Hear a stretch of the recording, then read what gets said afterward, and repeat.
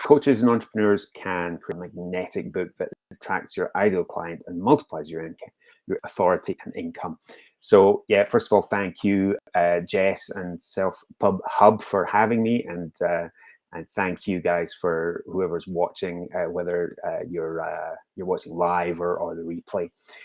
So who is this for? It's really for coaching, any type of coach, perhaps looking for new clients. It's for business owners and entrepreneurs looking to start or grow an existing business, and also for other authors too, in some respects. If you're another type of author, fiction or whatever, then you may, I think you'll get some value from this presentation too. So first of all, a little bit about me. As Jess said, I am a real estate investor. Used to be a lot more active than I am, but that kind of transitioned into an online real estate trading business. And I had, I basically had just moved to the USA. I'll get to that in a second, actually. I'll just skip over that for now. But now I aim to help coaches and entrepreneurs do the same thing to get that Amazon #1 best-selling book. This is the book. That was one of the screenshots that I proudly took on the day, and that's the book there. So it's called Property Investment Hacking, and you'll find that mostly on Amazon.co.uk. So why did I write the book? I'd not long got married and moved to the States. My expenses had gone up significantly, but I didn't want my wife to have to work. She wanted to be a full-time mom. We'd just adopted our first child, and she wanted to be a full-time mom, and I wanted her to be able to do that. I had been running Facebook ads to grow my business, but those weren't working, so I had to find an alternative pretty quickly. I'd seen some of the big real estate training companies in the UK writing books, and it seemed to be working for them. So why shouldn't it work for me? So what happened? Well, I got the Amazon. I wrote the book. I got the Amazon #1. My mom was super proud of me, of course, but more importantly, it gave me instant authority and credibility in my industry. Gave me opportunities and exposure, like reviews in trade magazines, invitations to speak at events and on podcasts. It brought in thousands of dollars in book royalties, tens of thousands in additional revenue to business. And most importantly, it generated those red hot leads day in, day out, literally while I slept. And importantly, my wife was able to remain a full-time mom, and we were able to go on and buy our first home together in Texas.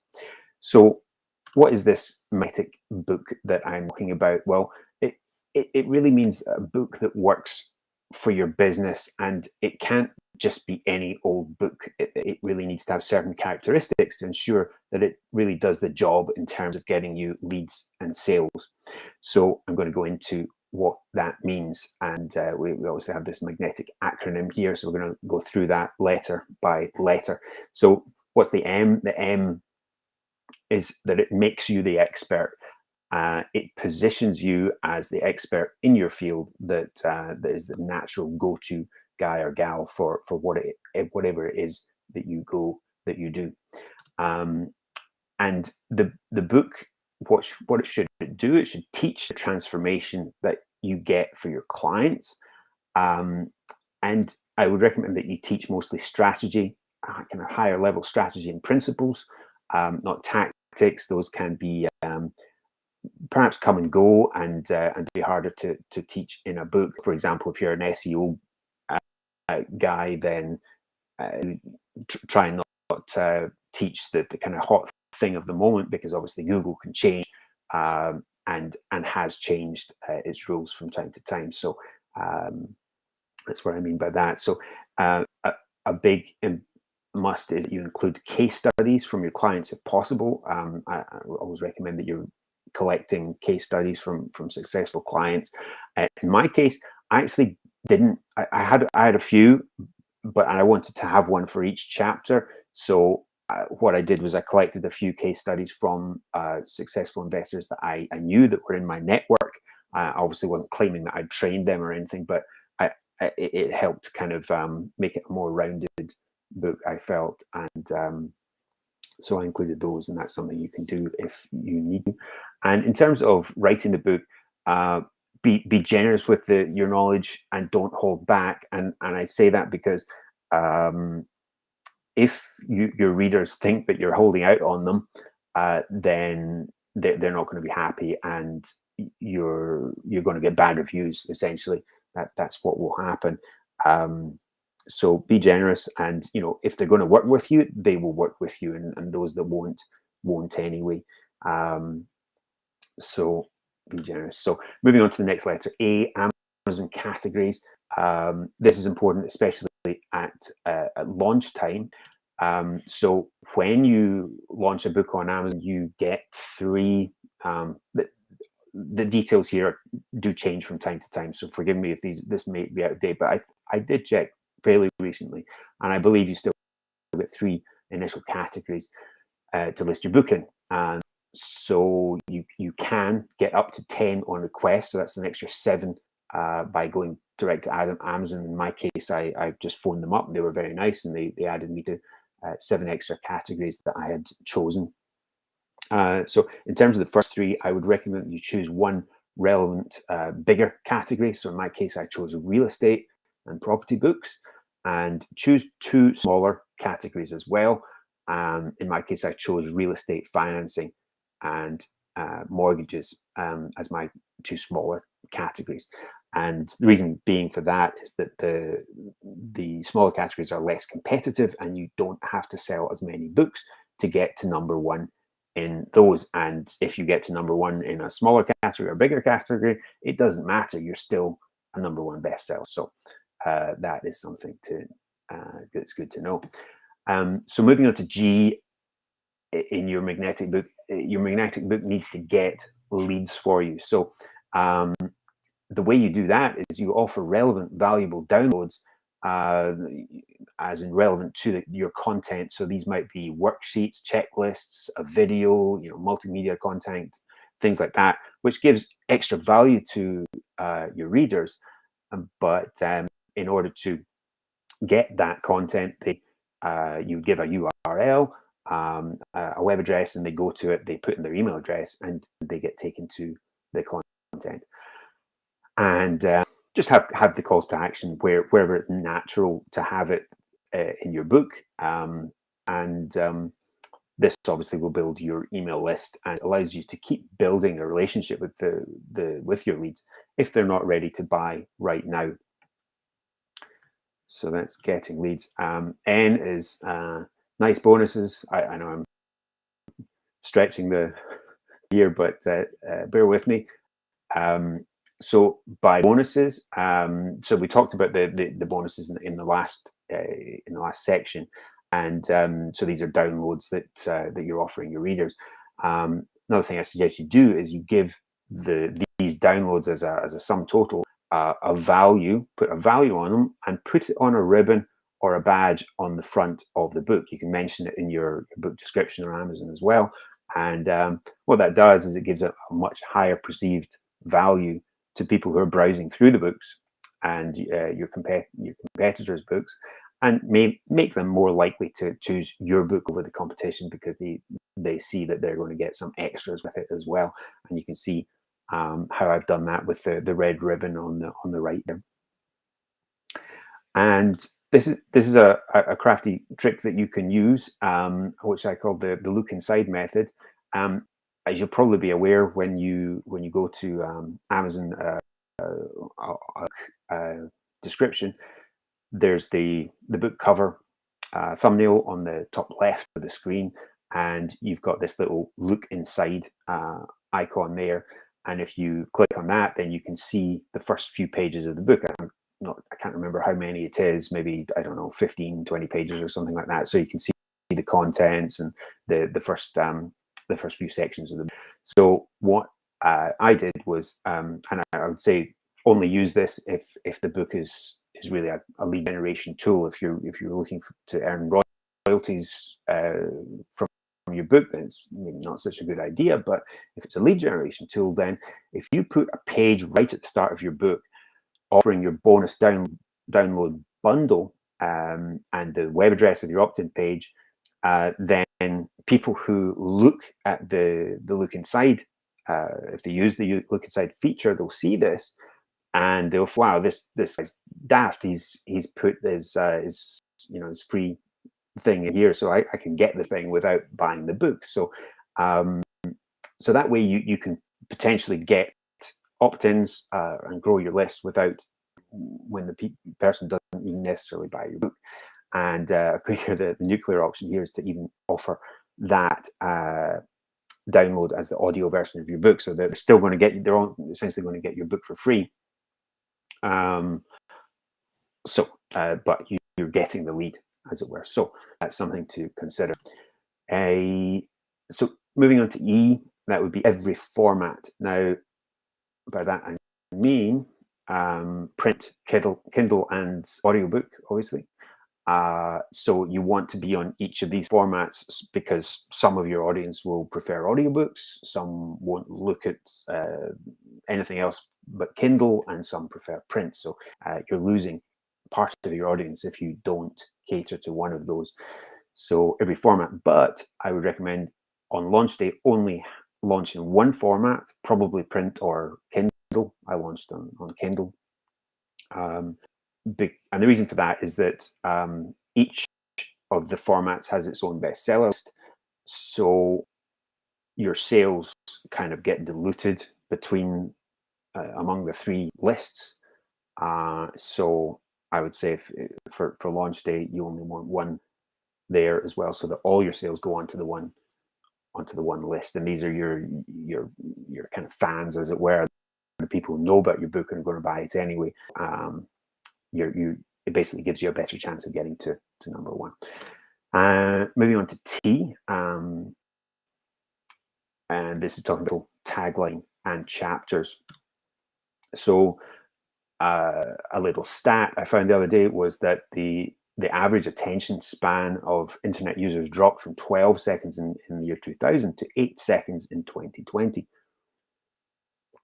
And God only knows what that is now. So just to be on the safe side, I'm going to call it a 5-second rule, that you have that 5 seconds to grab a viewer's attention, browser's attention, and and also have them understand what your book is about. So that needs to happen really fast, and so there should be no doubt as to what your book's about and the benefit that it can give to somebody.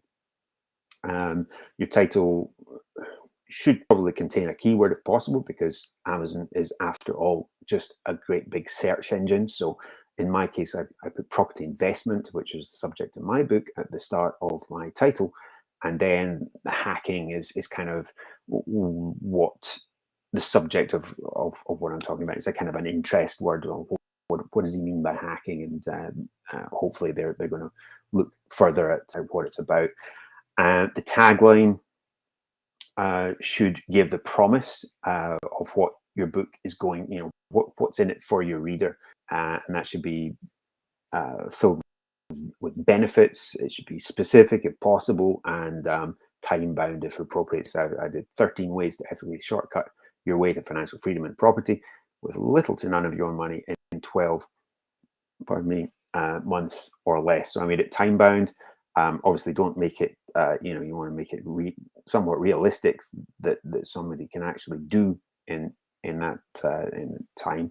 And I've made it specific, so I put 13 ways. Now, if I remember right, I think my book contains 14 ways, but I am led to believe that the human brain finds odd numbers more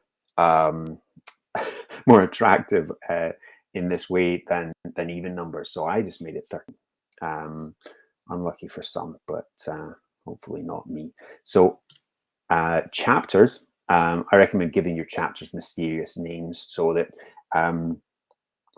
it gives people an idea of what your book's about, but it makes them want to know more. But so, again, I've used specificity in these chapter titles to make people think, make them curious as to, well, what are the 3 mistakes that people make when, and what are the 7 ways to, what are the 3 secrets of? So that kind of draws people in and makes them want to know more. And moving on to I, that would be the invitation at the end of the book. So this would be in the last chapter, and you make that just a very soft sell invitation to work with you and describe what it's like to work with you, whether that be, I don't know, anything from a digital course to a coaching, online coaching type thing, in-person coaching, whatever it is you do. And then, describe your student results, perhaps another case study or two, and then finally a call to action. What is it that you want your reader to do at this point? Should they go to your website and apply, call you, whatever it is you do with your clients next, and make that clear for them. And C, finally, would be the cover. You want a striking cover so that it draws people's attention when they're looking at it in the listings on Amazon. So obviously striking, and the way you do that is to make it different from your competitors. Maybe well designed or whatever, but if it looks very similar to your competitors' covers, then that's not going to work. So if none of your competitors are using orange in their color and their cover, and that's appropriate for what you do, then use orange, and you'll stand out. It should be simple, as I said before. It's got to be, you've got that 5 seconds to draw people in and have them understand what your book's about, and what, decide whether they want to know more or not. And it obviously needs to work small as well, when people are browsing on their phones or just seeing it in the thumb in the listings as well. So that is all today. I don't know if we have any feedback or questions at all, but that's all I got. I've got some questions for you. Okay. And of course, my partner starts sneezing as soon as I unmute. So, I love acronyms. Like, you've simplified the bare bones of what we all need to do to use books as a complement to building our businesses. So thank you for that. I appreciate that. I think I can remember magnetic. I have a question about the call to action versus the invitation at the end versus the lead gen bonus. The lead gen bonus, I realize it's going to be different, but do the 4 or 5 call to actions you suggest, is that a mishmash of different call to actions? And is that different from the bonus and the invitation at the end? Yeah. So the calls to action are really for people to get the kind of extra bits and pieces that's going to kind of enhance their experience of reading the book, whether it be a worksheet or some kind of multimedia content or something, and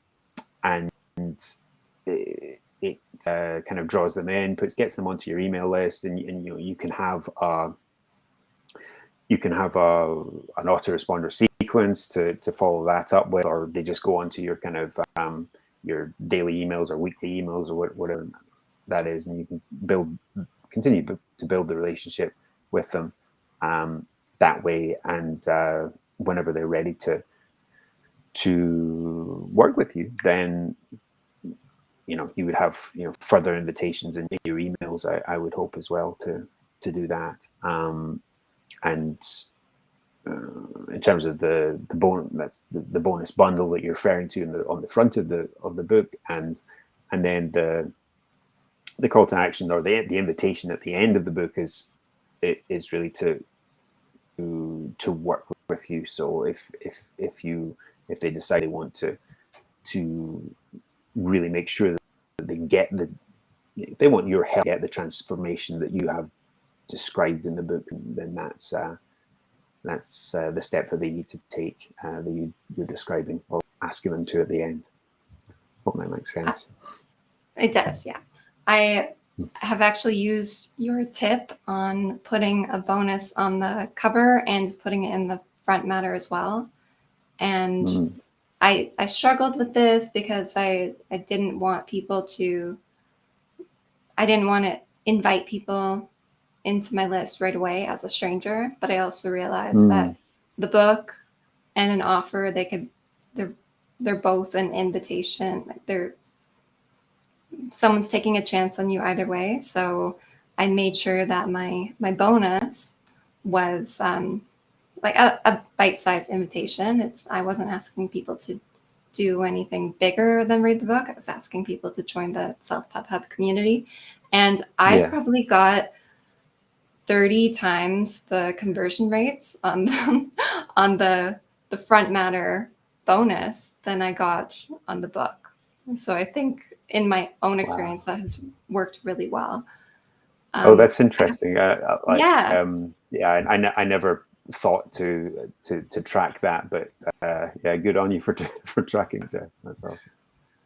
I have another question for you, and I know you've got kids at home and a lot to do, so I'm going to try to wrap this up. But the M, make yourself an expert. This is an issue that I have and that I know a lot of authors have, but do you have any advice when it comes to imposter syndrome when you don't feel like an expert because you haven't written the book yet? Gosh, yeah. I mean, I think that's something that I was victim to that as well. I definitely while I was writing, I was like, gosh, who am I to be writing a book? But I don't know. You just have to remember that anyone who writes a book, all the other authors up there at some point or other had never written the book as well. Yeah. And if if you've done the thing in that you're writing about successfully yourself, then I think that's enough of a license to be writing about. So yeah, I don't know. Yeah, you just have to just get over yourself I know I'm and go. asking you to give therapy right now, therapy advice, and that's not always easy to do. Um, Yeah. okay, so you've got the magnetic acronym, but you also have a group and something called Seven Filthy Lies About Writing a Bestseller. And this is all involved in your Facebook group. So I was wondering if you could, before you leave us, if you can let us know a little bit about that. So yeah, the Seven Filthy Lies is just a very short kind of report I put together, busting some myths about what it takes to get a #1 bestseller on Amazon, and things that you might come into this believing that you have to have in place in order to get that. So that could be useful for just kind of realizing that you too can get an Amazon #1 bestseller, and so yeah, just a really short report. It's about 3 or 4 pages, I think. You consume it in a few minutes, and then so yeah, if you go to that URL, you get the report, and you also get an invite to join our Facebook group, which you can do what you want with. You can join or not, but we've got a group there that I'm posting from time to time as well. So yeah. Awesome. John, thank you so much for joining me today. Yeah, it's been fun. Thank you again for having me, Jess. All right. Have a great weekend with the kids. You too.